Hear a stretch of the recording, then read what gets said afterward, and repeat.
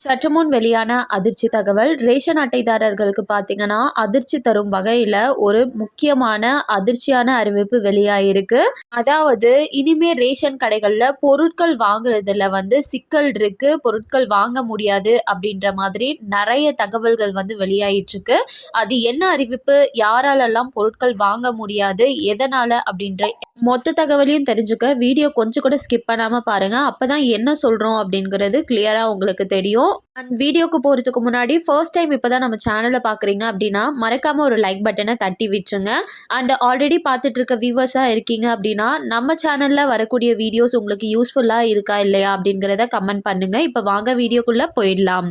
Ration அட்டை வைத்திருக்க அனைவருக்குமே பார்த்தீங்கன்னா மத்திய மற்றும் மாநில அரசுகள் சூப்பரான அறிவிப்புகள் சலுகைகள்னு சொல்லி கொடுத்துட்டு இருக்காங்க. இந்த நிலையில பார்த்தீங்கன்னா இனிமே ரேஷன் பொருட்கள் வாங்குறது கடினம் அப்படின்ற மாதிரி தகவல் வெளியாயிருக்கு. இதனால நடுத்தர மக்கள் பாமர மக்கள் தான் நிறைய கஷ்டத்தை சந்திக்க போறாங்க. இப்போ என்ன சொல்லியிருக்காங்க அப்படிங்கிறத ஃபர்ஸ்ட் பார்த்துடலாம். ரேஷன் கடைகளில் பொருட்கள் வாங்க தற்போது கைரேகை கட்டாயமாக உள்ளது. கைரேகை வாங்க முடியாத நிலை இருந்தால், அதாவது அவரது கைரேகையில் பிரச்சனை உள்ளது என்றால் மட்டுமே கையெழுத்து பெறப்படுகிறது. முறைகேடுகளை தவிர்க்க இது போன்ற நடவடிக்கைகளை அரசு எடுத்துள்ளது. அதே நேரம் வயதானவர்கள் முடியாதவர்கள் என்றால் ரேஷன் கடைக்கு கைரேகை வைக்க வேண்டிய அவசியம் இல்லை. அதாவது அந்த முதியோருக்கு பதில் வரப்போகிறவர் குறித்த ஆதார் நகலை இணைத்து அதற்கு என்று உள்ள விண்ணப்பத்தை பூர்த்தி செய்து அதிகாரிகளிடம் ஒப்புதல் பெற வேண்டும். அப்படி ஒப்புதல் பெற்ற நபர்களுக்குமே கைரேகை இல்லாமல் பொருட்கள் வழங்கப்படுகிறது. இந்நிலையில் குடும்ப உறுப்பினர்கள் அனைவருக்கும் கைரேகை பதிவு செய்தால்தான் பொருள் என்று திடீரென கூறப்படுவதால் ரேஷன் கடைகளில் பொருட்கள் வாங்க முடியாமல் பொதுமக்கள் அவதிப்படும் நிலை உருவாகியுள்ளது. தற்போதைய நிலையில் ரேஷன் கடைக்கு பொருட்கள் வாங்க வரும் குடும்ப தலைவர் அல்லது குடும்ப தலைவி ஆகிய இருவரில் ஒருவர் ரேஷன் கடைக்கு சென்று விரல் ரேகையை பதிவு செய்து அத்தியாவசிய பொருட்களை வாங்கி வருகிறார்கள்.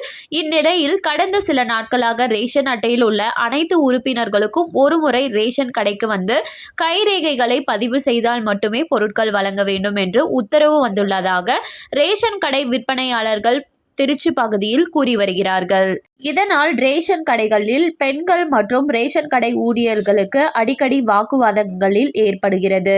இதன் காரணமாக தங்களுடைய ரேஷன் பொருட்களை வாங்க முடியாத சூழல் ஏற்படும் அபாயம் உள்ளதாகவும் ரேஷன் பொருட்களிலே நம்பி வாழும் ஏழை மற்றும் நடுத்தர குடும்பத்தைச் சேர்ந்த பொதுமக்கள் இதனால் அவதிப்படுவதாகவும், எனவே இது போன்ற உத்தரவுகளை மறுபரிசீலனை செய்ய வேண்டும் என்றும் மக்கள் கோரிக்கை விடுத்துள்ளனர்.